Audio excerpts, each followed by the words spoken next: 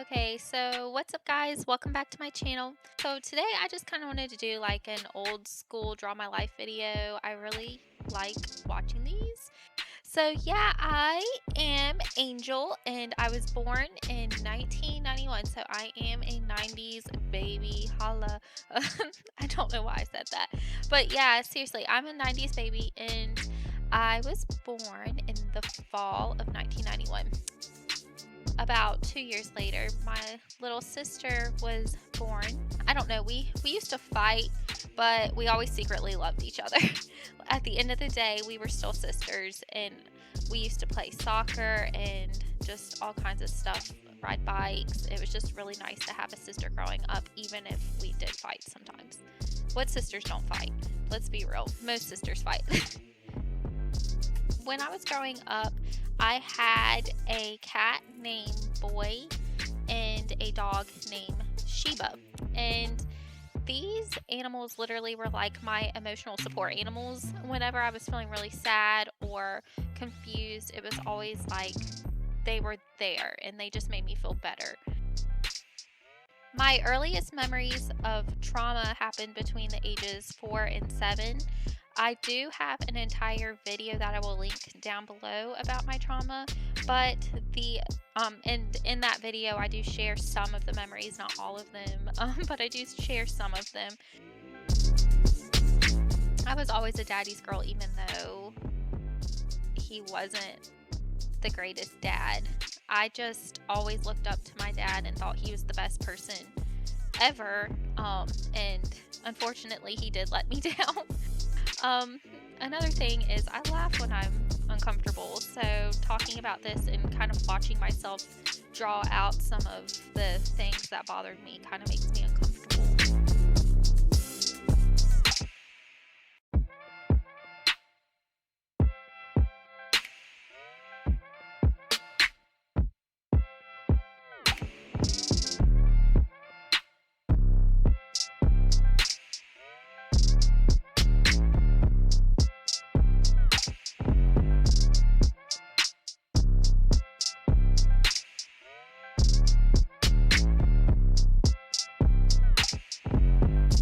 So somewhere around age 4, I'm not exactly when, I just know when I was really, really young. So I'm just going to say somewhere around age 4, my grandparents gained full custody of me and my sister, and we ended up going and living with them.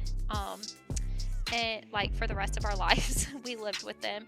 But my mom and dad, they still were able to visit with us and have visitation rights, and we would actually go and spend the night over at their house during our visitation.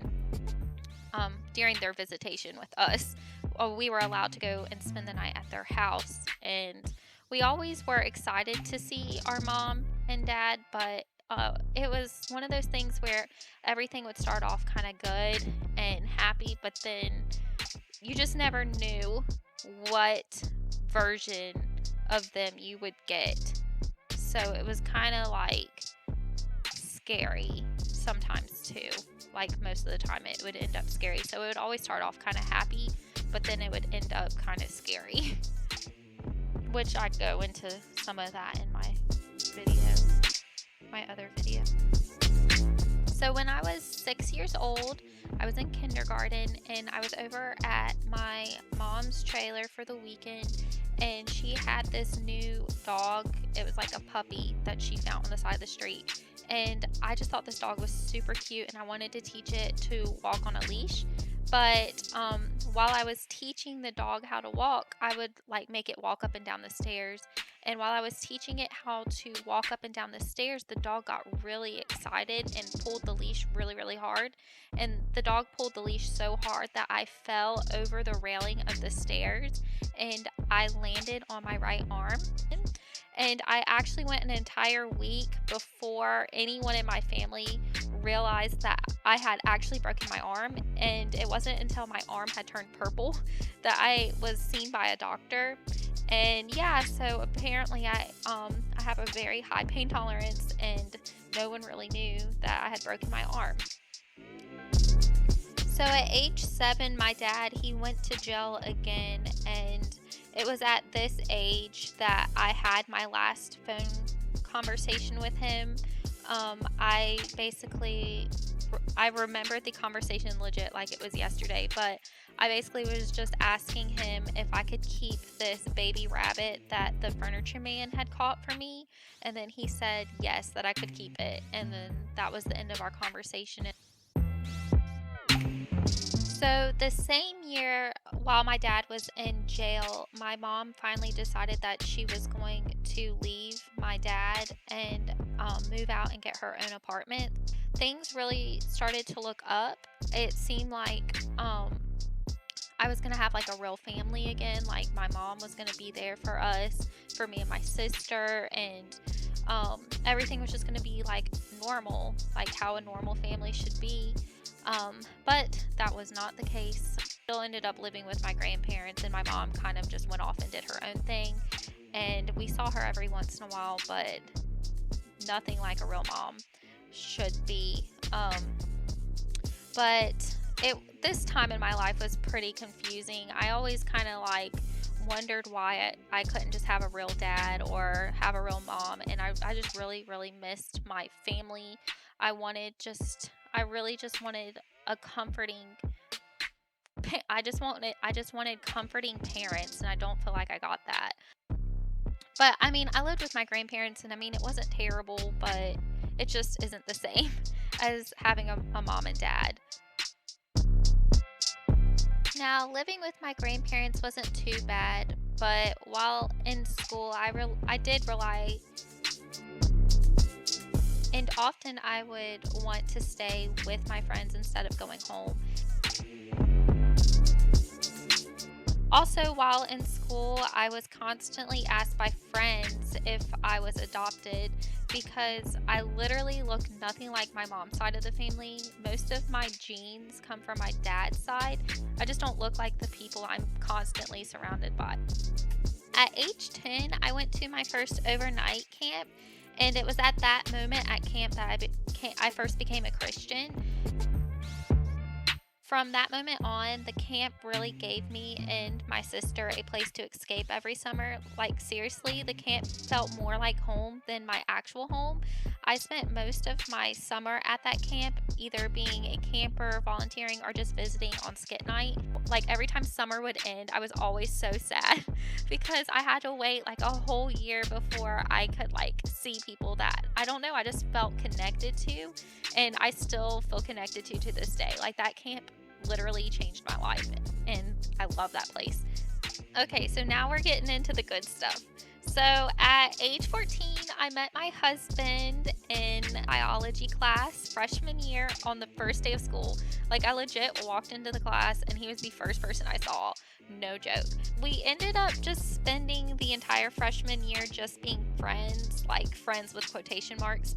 Um, we always secretly liked each other. Like, for the entire year, we had like we both talk about this to this day, but we both had a crush on each other, but we both just never thought that our relationship would work or happen because it just seemed too good to be true. So we never even like attempted a relationship. But then we were talking like pretty much all summer. We were talking, and we ended up going to the same beach, and he ended up asking me to be his girlfriend while we were in the ocean, and he was like holding me in the ocean, and it was literally like a dream. No joke. It was the most perfect way for someone to ask you to be their girlfriend, especially at age 15, like for real. So at age 18, my PTSD became kind of difficult to manage, and I ended up talking to a counselor about all of my memories and stuff. And then by age 19, it really was like I couldn't control my triggers or any of that stuff, and I was admitted into a psychiatric ward. And officially, I became diagnosed with PTSD for the first time in my entire life. All of the symptoms of my PTSD had always been there, but it wasn't until age 19 that someone had finally like diagnosed me. At age 20, I became severely depressed, and then I also received a second diagnosis of PTSD. that same year. While dealing with my mental issues, I was also in college. And honestly, aside from my one friend, college was truly a lonely time. And I absolutely hated my school. It was an extremely toxic environment, and living on campus felt very unstable, which was one of my triggers. So yeah, I ended up at 21 moving into my first apartment. And I started living alone and off campus. And this is when I really started to heal. I started to get much better. I stopped being depressed, and I started learning my triggers. 21 was also the year that I started cutting toxic people out of my life and started to focus on my mental health. At 21, I also married my high school sweetheart, and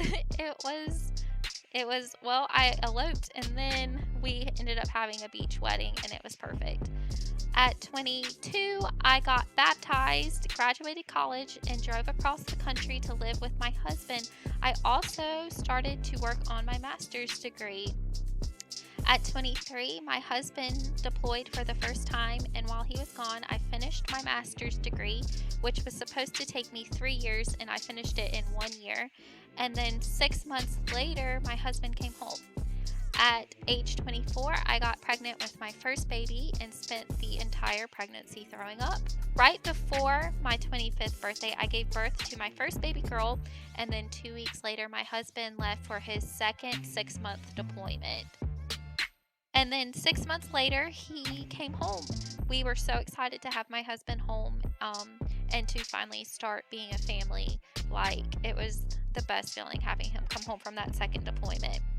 At age 26, my husband and I moved across the country again.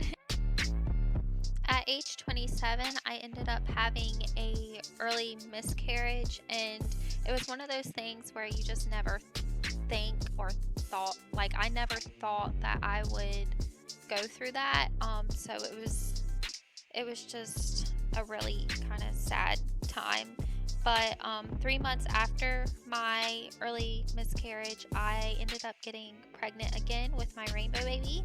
And then a couple months later, I started to bleed, and I instantly thought that I was losing my baby. I went to the doctor, and after lots of tests, prayers, and an ultrasound, my baby was okay. And it just turned out that I had a subchorionic hemorrhage. I don't even know if I said it right. I'm sorry. I'm so bad with like English.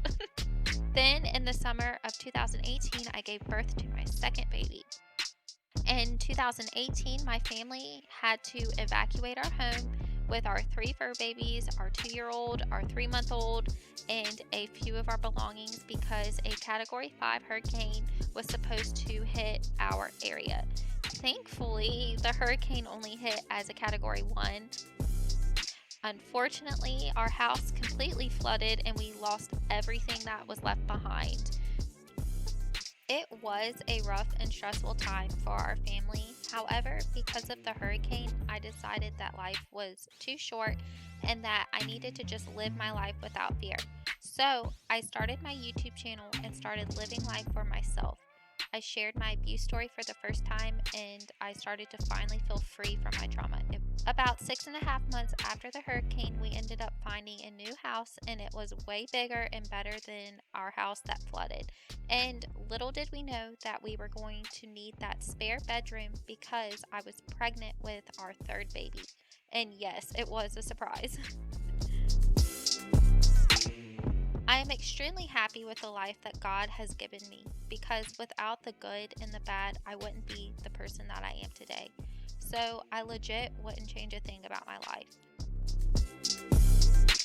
So if you like this video, please give it a thumbs up, please subscribe, and I will talk to you guys later. I love you guys. Bye!